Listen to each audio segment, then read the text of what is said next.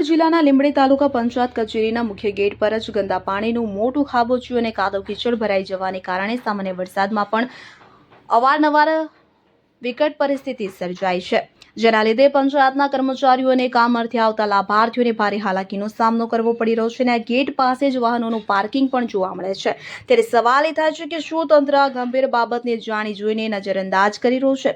હવે એ જોવાનું રહ્યું કે કચેરીમાં અવરજવર કરતા કર્મચારીઓને નાગરિકોને આ કામી પરેશાનીમાંથી ક્યારે મુક્તિ મળે છે। Kalpesh Vadher, CN24 news, Limbdi. હવે જુઓ દેશ દુનિયાની તમામ ખબરો તમારી આંગળીના ટેરવે।